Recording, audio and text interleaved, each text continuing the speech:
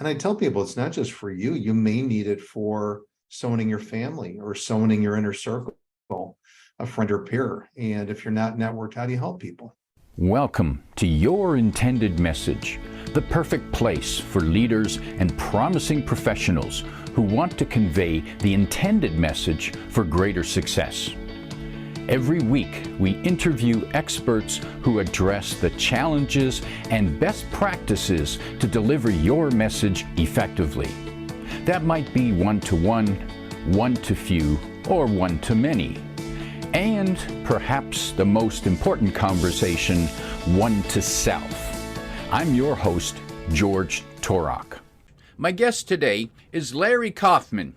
Here's 3 facts that I believe you should know about Larry. 1, he is the managing director for the Midwest region at Jefferson Wells. And he's been a globally published speaker and trainer on LinkedIn for over 15 years. 2, he is the author of the best-selling book, The NCG Factor, and we'll have to find out what NCG stands for, a formula for building life-changing relationships from college to retirement. That kind of covers life. And 3, he helps someone in transition every week, and that is one of the action items in his book. Larry Kaufman, aka LinkedIn Larry, welcome to Your Intended Message. George, great to be here. Thanks for having me today. Wonderful to be talking with you. And so let's answer the first mystery for people. What is NCG and why is that so significant? NCG is networking, connecting, and giving. It's really a formula for building these life-changing relationships, like you said, from college to retirement. It doesn't end when you retire, George. I'm not quite there yet. Got many years, but it goes beyond retirement. And how do those 3 actions, networking, connecting, and giving, how is that reflected in what you're doing to build your network and grow your own career to get eventually to retirement? What are those 3 things? What do they play into your daily, weekly life? Well, they do, and it's the networking. It's, I redefined it in my book, but it's less of a exchange of business cards, George. It's really getting to know people more authentically, learning about them, and finding ways to be a connector and a giver to those people. But beyond that, giving doesn't necessarily mean that you have to give to a person. It could be, giving of your time to a charity, your knowledge, your expertise. So it plays into everything I do every single day, imparting that knowledge, that information, that insight to the people around me. And I guess you would say I try to find ways to become, like an indispensable resource to the people in my inner circle and even outer circle. Now, there's interesting concept there, inner circle and outer circle, and how much of a resource you can be to them, because I'm guessing if your inner circle is too big and you're constantly giving, you're going to be drained. What do you say to that? Well, it depends. I find it difficult to say no. I'm good with time management, but it's hard for me to say no to my inner circle. Because you get help from people. I don't do it all alone, George. I may say, hey, I think I have a friend of mine, George Torok, that could help you, or Jeff Blackman, who introduced us. So it doesn't drain me totally, because I may shift it to another person that could be that connector, giver, that person to help that person in my inner or outer circle. So that concept of giving could be as simple as connecting someone to a better source, a better resource.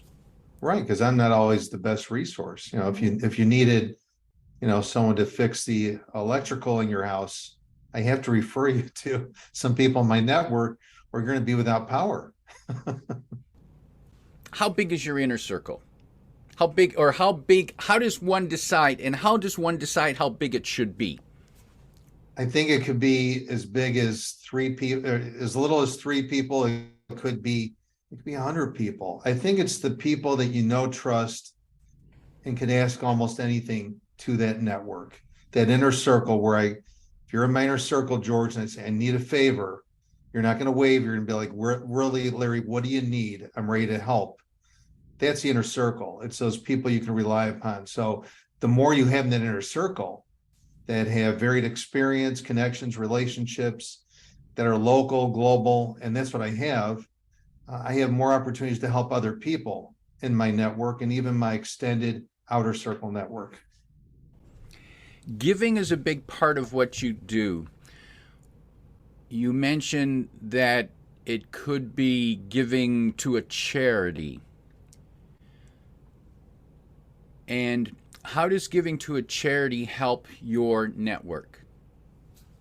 Well, I think it helps you leave a better, living legacy, or when you're gone, right? I think doing, more good. I talk to so many people that work so many hours, don't even do anything charitable, don't even do anything philanthropic. So I think it's a good thing to get involved, depending on how you're involved. If you're getting on a junior board or the board of directors, you're meeting a lot of great people to participate in charities, and you share a similar cause of interest, and it expands your network too. And so I actually, through the charities I've been involved with over the years, my network and the relationships, real relationships, have completely evolved and just been so tremendous, and taken me, years and years, with these folks I've known, and I can call on them for almost anything.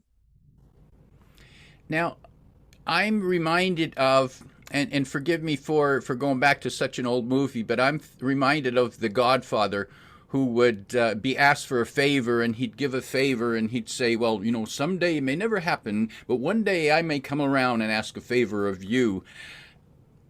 And I'm not saying that that's the way you operate, but I believe what you're doing is, if you give first, it's more likely that someone will reciprocate at some point in the future, because they'll go, oh, Larry, LinkedIn Larry, yeah, I remember how he helped me out with this, or how I'm there for you, Larry.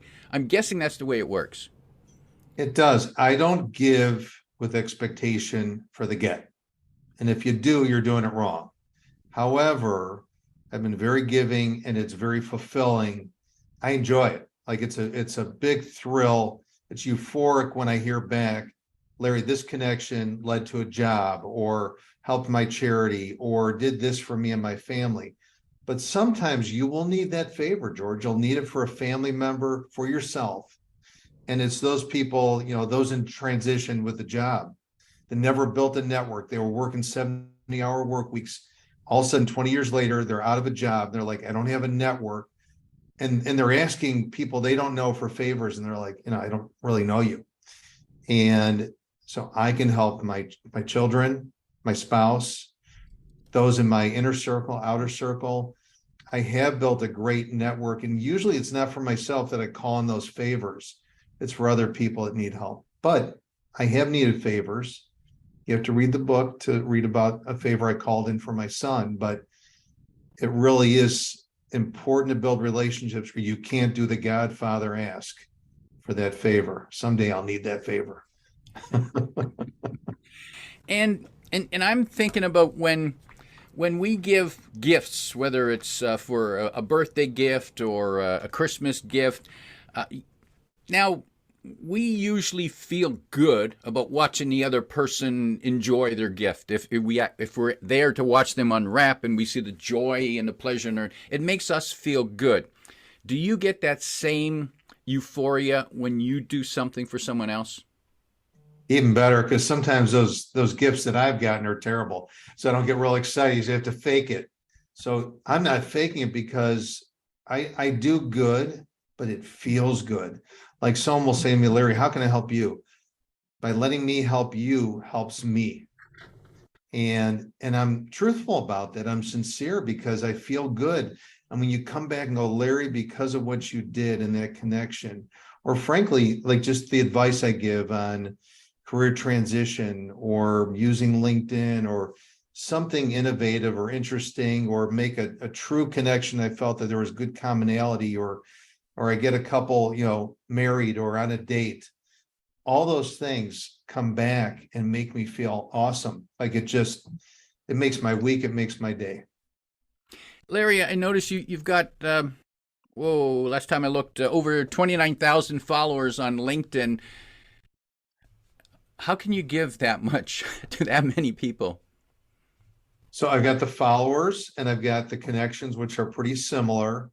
And thankfully, not all 29,000 are reaching out for those favors and those connections, but I have leveraged people in that network globally to help, myself at times and others. And it's a networking platform. And typically those on it that have connected with you, know that and understand it, and will help you when requests come up. And so it's been really great.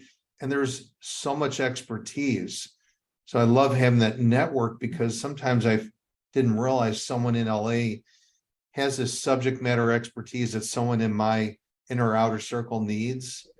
And I reach out and go, George or Mary, hey, I know you do this. I was wondering, I have someone here in Chicago that needs that, and I can make that connection. It's been awesome. So no, I don't have requests coming from everybody, but that way it's more manageable, just having that network to kind of look at and use when I need it for my network of relationships.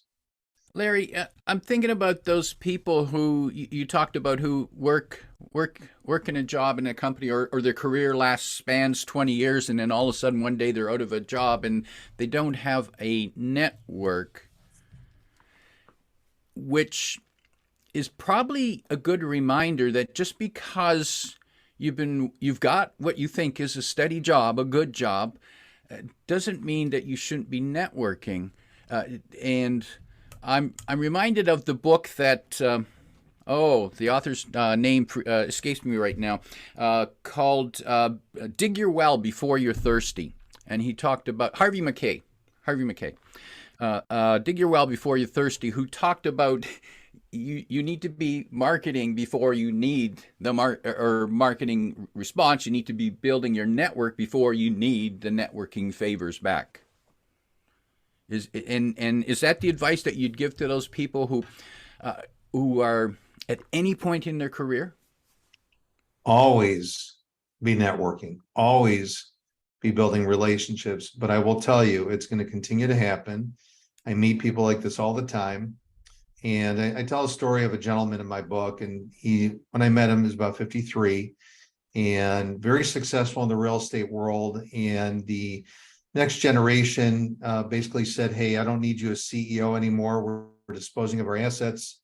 And great guy, successful, worked really hard and just built this really tiny network, didn't network a lot, wasn't philanthropic. And someone introduced me to him, and we fostered this connection. And I taught him how to be a connector. I got him involved with my charity. And he was so upset that he was going to find a job, because he was enjoying connecting people to people and starting to build these relationships that he never did in his 2-decade plus career, and really found enjoyment from it. And so you could start once you go in transition, but you need to start now. So anyone listening now that is really happy, don't get too happy. Things change, and you want to have these relationships. And I tell people, it's not just for you. You may need it for someone in your family or someone in your inner circle, a friend or peer. And if you're not networked, how do you help people? So it's not like you're 10 or 15 years out of college, and all of a sudden you need a favor, and you remember there was this person in your class in college. You haven't talked to him for 15 years. If you call them up and ask for help, they're going to say, who are you? Well, I have gone back to people I haven't talked to in a while, but it depends how you cultivated that connection. Maybe I haven't talked to someone in 10, 15 years, but I introduced them to their future spouse, or I got them a job, or I helped their child, or a friend of theirs, or I coached them on something and they remember that. And, sometimes you pick up with people you haven't talked to in a little bit, and it's like you never skipped a beat. I have a lot of those people because it's hard, right? It's hard to talk to thousands of people. But if you left them in the right way, you can pick up where you left off. So you don't necessarily need to be emailing them every week or every month. If the relationship ended on a strong positive, there's a pretty good chance it's still that strong positive. Yeah, because I've reached out to people and it's like, I got them a job 5 years ago and said, hey, Mary, I need your help. Larry, whatever you want, I'm in my job because of you. Well, I didn't get them a job so I could call them later for a favor, but I know when I call them, it's like, hey, we pick up where we left off. And so it's wonderful. It's hard to keep in touch with thousands of people, but it happens, and it happens naturally or unexpectedly, and it's good. Larry, there must be limits to what you will do or how much time you will invest in other people. How do you know when you're hitting that limit? Well, I'm honest with people, and I kind of set expectations. Here's what I could do personally. Here's how I could help you. And so I know my limitations because I'm in a leadership role and I get busy and I have set obligations. But I think it's so important every week to help people. And like I said, you said earlier in my book, I said I'm going to help someone in transition every week. I put it in my book, so I have to do it.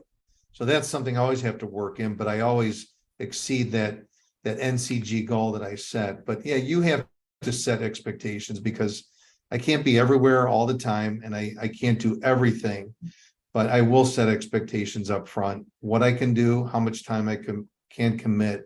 And I think that's important to be realistic with people. And I thought I heard you say that you have trouble saying no. And I'm wondering, so when you're asked for something that you're unable or unwilling to do, instead of saying no, what do you say? Well, hey, George, I love what you're asking for. That's out of my area of expertise. Let me see if I can find someone that can help you with that. Or it's rare that I'd say, I know no one, because I can always find someone or point them to a link or direct them somewhere else. But I may say no, but it may be a redirect. Gotcha. And Larry, you mentioned philanthropy at least a couple times. How vital is that to building a strong network? It's the network, but it's just also to do something for others, right? So my message out there is don't just do things for yourself. You got to do things for others. And some people go, I'm a good family person, right? I'm a good spouse. I'm a good parent. And that's great, but there's more outside your family dynamic. So get out there and help someone, help a charity, whether it's feed my starving children, you could volunteer. That doesn't mean it's about your network. It's just about being giving. And like I said, too, your expertise, George, you share your expertise with other people. You're actually helping them. It may not be a charitable help that you're providing, but you're giving them some of your knowledge, which is really good. So that's giving. May not be philanthropic, but sometimes that is so meaningful to people that they don't have that expertise that you do or that I do. But I think a charity, yeah, you want to do something beyond your family and beyond work. And I don't think it's a bad thing just to feel better that, hey, I did this or I did that. And sometimes it's monetary too, right? Sometimes we're too busy, but we can donate, which is still very meaningful, or we could donate our time.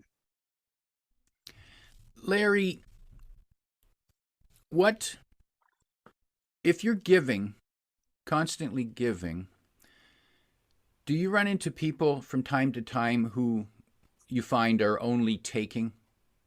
And how do you handle that? That's a great question. So in my book, I say I have a chapter in there about takers never win. Sometimes they do, right?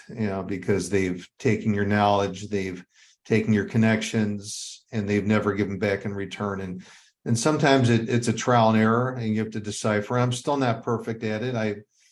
I don't give with the expect of the get. So I don't feel like I've been taken by a taker, but some are truly, you just know right away. It's like right away, "Hey, George, here's what I need." They don't ask you anything about you. How can I help you? And sometimes if you turn it back. So I did meet someone recently, and I had a conversation, and basically what had happened in that conversation, I offered to help him out. I was making connections. He didn't ask anything about me, nothing whatsoever. So I just said, "Hey, we had a really great conversation. I'm going to help you out with these introductions. By the way, I noticed you don't know anything about me." He said, "You're right." And he didn't ask, like, "Oh, Larry," and he just went to, "Yeah, don't forget to make that a taker." Maybe he forgot and I could reroute it and gave him that opening to, "Larry, that's right. Let me learn about you and see how I could help you." He didn't go there. I gave him another opportunity. He didn't go there. And then I realized he is a taker, and I could not help him. And so sometimes you have to give people, that what they've missed. And I'm sure and so that's what happened in that particular situation. He was a taker. I identified it and realized he's not the person that I could be helpful to. So give people the benefit of the doubt, try to bring them back around, but don't assume everyone's a taker. Larry, and I recall a similar incident that I experienced having coffee with someone who I'd met, and we're getting together to learn more about each other's business. He spent the whole time talking about himself, and when we were done, he hadn't asked one question about me. I did not contact him ever again. Well, from those experiences, I came up with my own quote. If you lead with yourself, you will leave with yourself. Think about that, right? And that's what he kind of did, right? He left with himself, George. He didn't take you along. You didn't want to know about George. And I find a lot of people in transition do that a lot. And I've kind of coached them and counseled them that they should actually lead with the other person, how they want to learn about that other person, how they could be helpful, even though they're in transition.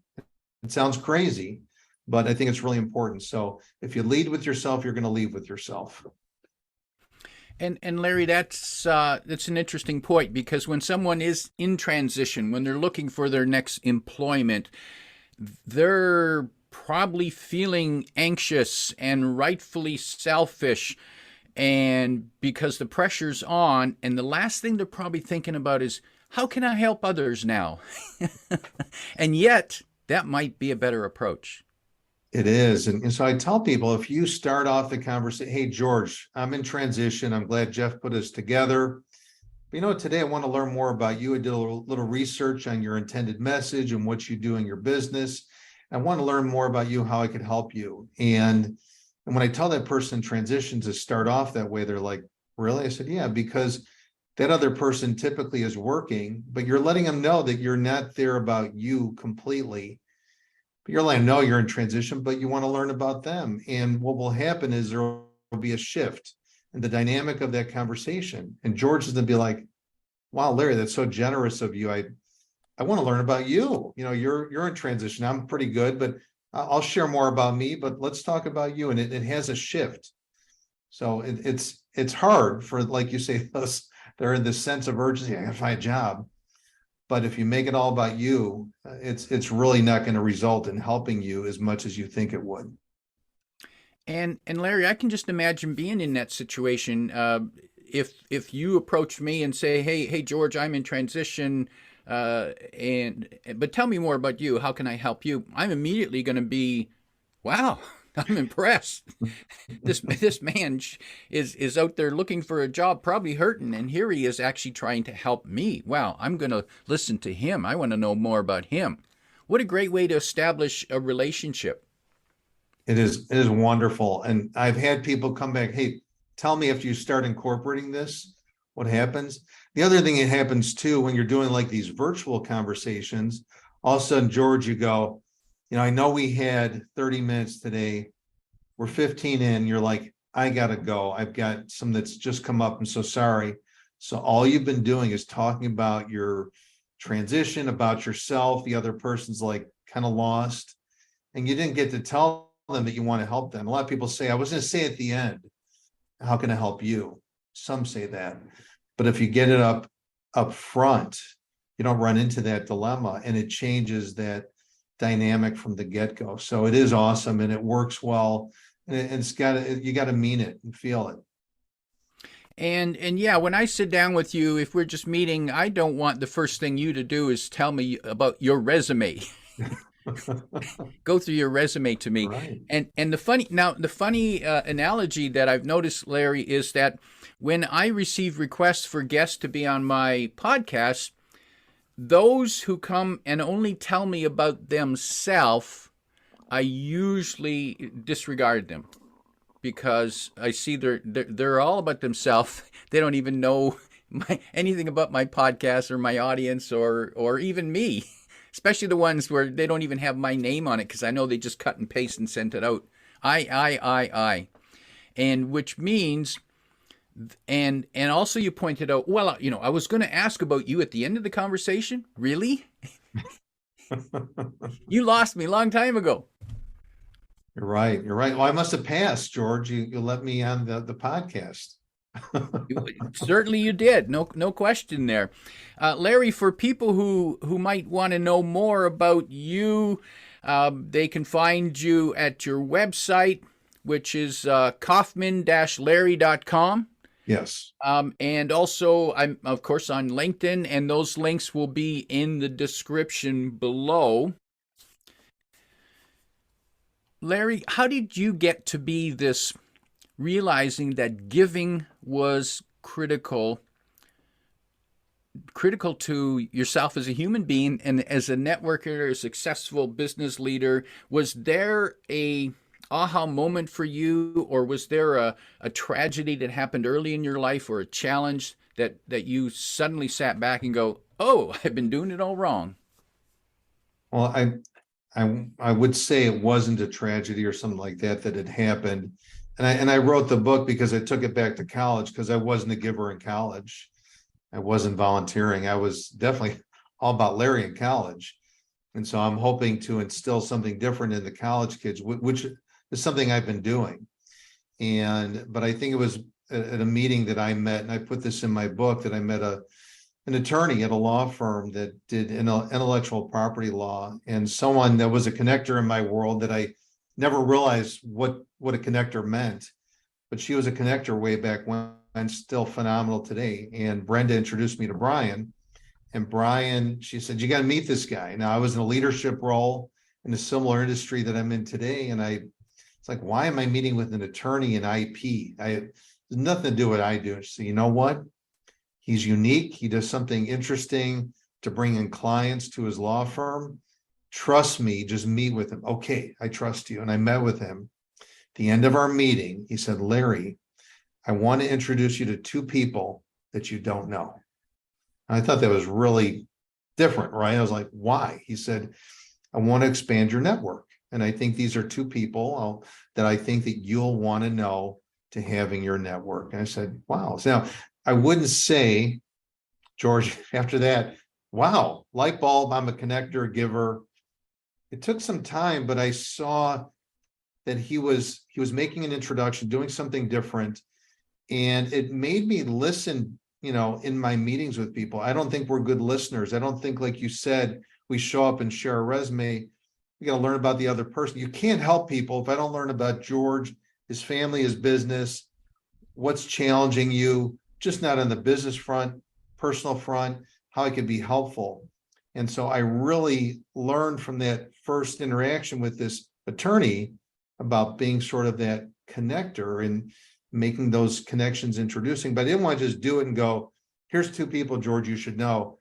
I wanted to find out, like, what two people would George want to know? What types of people? would George want to know? So I started becoming a little more precise in doing it. And in doing so, I started to weave in the giving component. And so I started to learn to be just not a connector, but that was kind of being a giver and putting people with the right people. And I was seeing results from those introductions. So it took some time, George. This was probably well over 15 years ago, but it wasn't 30 years ago. It wasn't in college.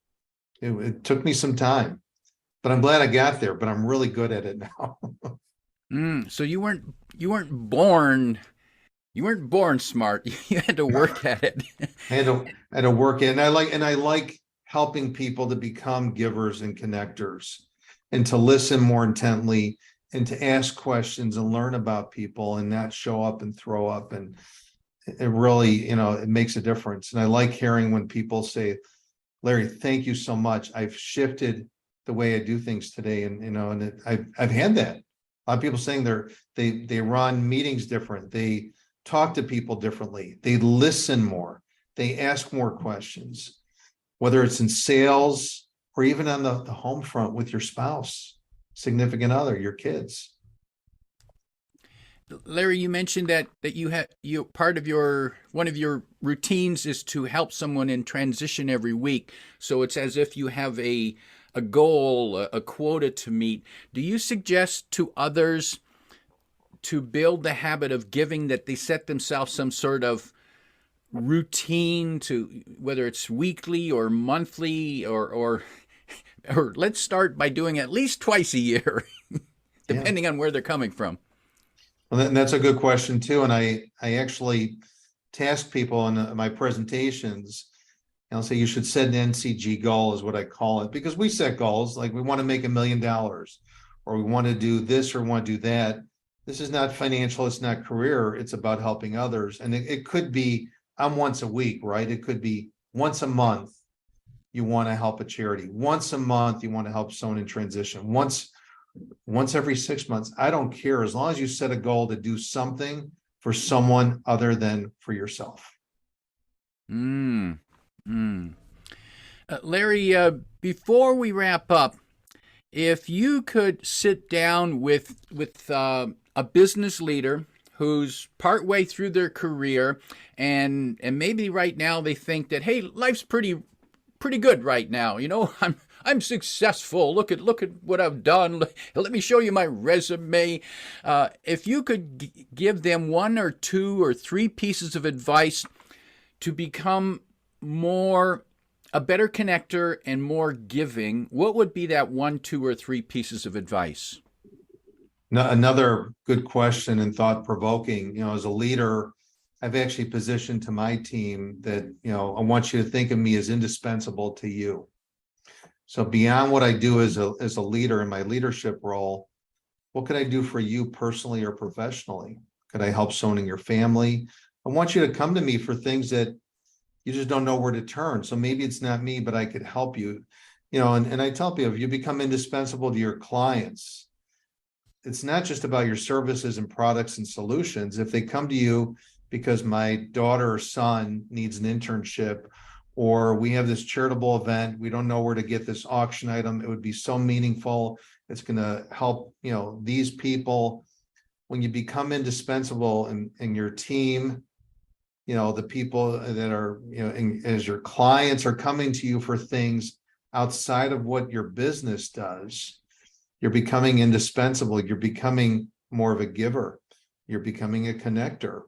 And so I would say, try to think about how you could be indispensable as a leader to your team and clients, and to actually say it out loud and task your team. They may not come to you immediately, but I do it. I've done it verbally. I've done it in emails, and I get messages back. But I think them just knowing that I put that out there, it's so powerful. Powerful message. Become indispensable. My guest today is Larry Kaufman, reminding you that if you lead with yourself, you will leave with yourself. If you like what you heard, remember to like, comment, and share this podcast. Come back every week for more practical insights to help you deliver your intended message. I'm your host, George Torok.